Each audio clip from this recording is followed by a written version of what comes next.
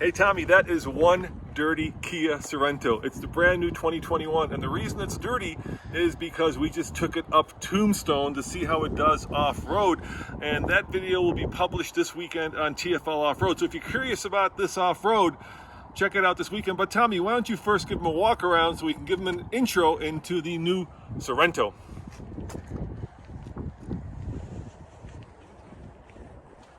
All right, so here it is, the Sorento. This is an interesting SUV because Kia already built a 3-row vehicle, the Telluride. And then of course they build a smaller vehicle called the Sportage. But the Sorento, as I understand it, is also 3-row, but smaller than the Telluride, right? Yeah, it's 7 inches shorter and it's a little bit cheaper. So that's kind of the difference between the two. And there is, well, we'll show you in this video, a little bit less room in the back. Now, Tommy, what is cool about the first Sorento? Come on, you know this. Well, the very first Sorento that came to the US here in the early 2000s was a body-on-frame truck. So it actually had a solid rear axle, it had a manual transmission, it had a limited slip diff, underbody protection, but of course, since the second generation and the latest generation Sorentos have debuted, of course, it's gone to more of a street-going vehicle. So tell me what's under the hood, Dad. Well, this one is the 2.5 liter turbo, Tommy, and the turbo puts out, get this, 281 horsepower and 311 pound-foot of torque. And it has made it, and this is the interesting part because something interesting happened when we took it up Tombstone, a dual clutch transmission, and they're not great off-road. They're good on the racetrack, not great off-road. That's interesting, Dad. So you can get this with the dual clutch transmission, which is something that you'd expect out of like a Porsche, but maybe not a Kia SUV. Now, something else that you told me that was interesting, I guess the all-wheel drive one sits a little bit taller than the front-wheel drive. Is that right? Yeah, you get 8 inches of ground clearance versus 7 inches of ground clearance. Now, this is kind of a new motor, but there are 2 additional motors. There's a smaller, less powerful one, and there is, get this, a plug-in hybrid that's coming with 30 miles of all-electric range. Now, why don't we show them the inside? Absolutely. Now, one question I have for you, Dad, is what does this mean? So on the side of the Sorento, we've got this little badge that says X-Line. What does the X-Line indicate? Well, you think it means that it's more off-road worthy, but it doesn't. So what the X-Line gives you is basically, well, I can tell you here, 20-inch matte wheels, right? X-Line front and rear fascia, exclusive X-Line roof rails, leather seats, which actually look really good, Bose premium audio, 12.3-inch digital cluster, heated steering wheel. It's not really like an off-road worthy thing. It's more of like an upper level appearance slash luxury package. All told, this vehicle, Tommy, cost $44,285, but it starts much lower than that if you don't get the Aruba green fancy one. So one thing I like, right off the bat, bam, right there, you've got a front-facing camera. That looks pretty cool. This is actually my first time seeing this vehicle, so my dad has had a chance to play with it, but I haven't actually seen it in person yet. I do like this LED light signature. It looks like we have a 3-pod main beam there for the headlights. Wow, they did get it dirty. I'm kind of jealous. I wish I was out here playing with the Sorento in the dirt. Let's see what the inside looks like. Ooh, look at these seats. These are awesome. And so it looks like almost a quilted leather seat design in this brown finish. I think that is really is a nice look. Ooh, look at the dashboard. You have stacked vents. Why did they do that? I don't know. I might call that quirky. Hey, you know what? I've been thinking a lot about, like, you know, quirky things in vehicles, and I've come to the conclusion that a Kia Sorento is anything but quirky, right? Accordion is quirky. Citroen DS is quirky. This is pretty much normal. I don't know, Dad. There's some cool stuff. Like, look at this toggle switch for the heated and the ventilated seats. It looks like we've got a cover here. Press here to close. That covers up the wireless charger. Here's the coolest thing. Show them the dash.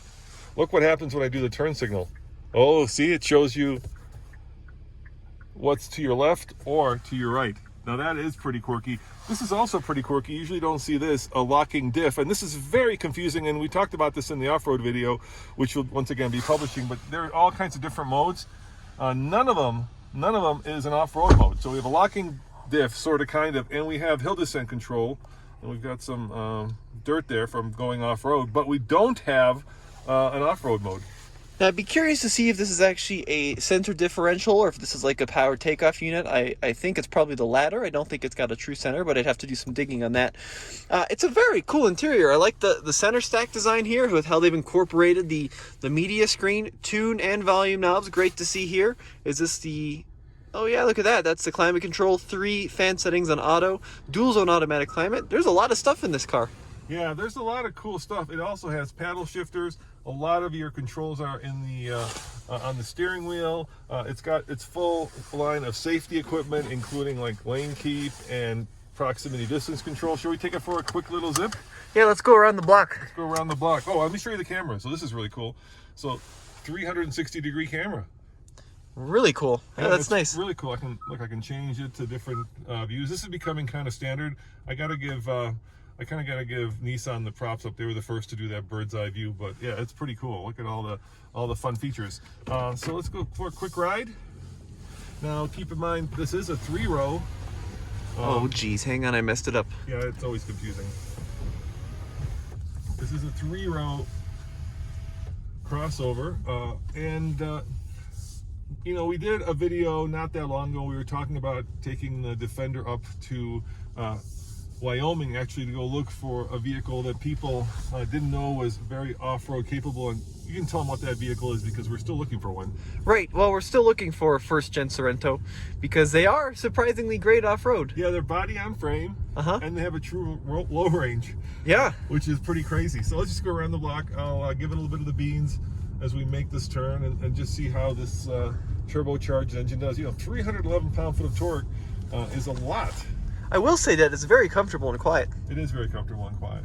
All right, I'll just give it a little bit of the beans as I make this turn here. All right, here we go.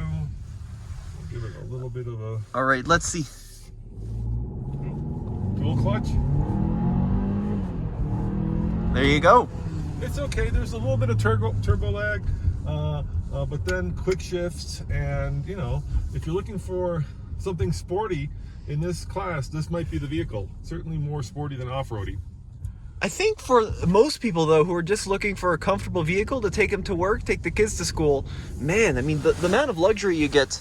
It's got captain's chairs in a Sorento. That's crazy. Yeah, it's pretty cool that you can get captain's chairs. It's becoming very popular to have that second row captain's chairs. Let me show you something interesting about the third row, though, okay? So let's park it, because there is a price to be paid when you stuff 3 rows of seating into, you know, what is a car that's 7 inches shorter than a Telluride.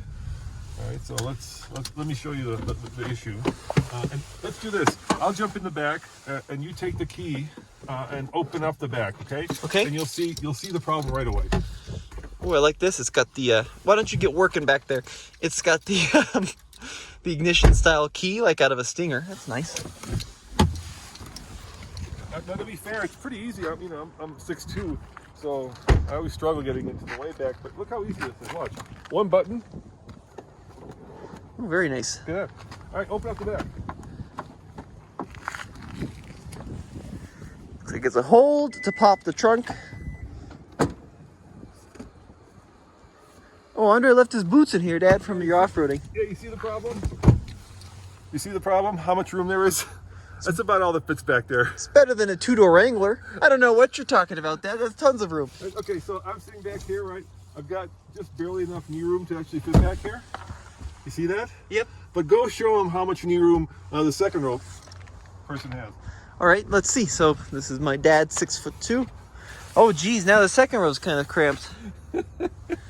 Yeah, that is a problem. Yeah, it's more of like an emergency third row, huh? Yeah, it's definitely for kids. And you know what? For me, it's actually, why don't you go around the other side? Because I really don't want to show my, you know what? Go around the other side, would you? My dad is known for his poorly fitting jeans. Yeah, it's actually better for me to get out this way than it is to go out the other way. Well, there you have it, guys. Your kind of first look at the brand new Kia Sorento. I like it a lot.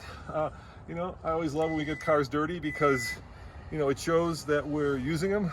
This is odd. What do you think of this? It's like a half a Mustang taillight.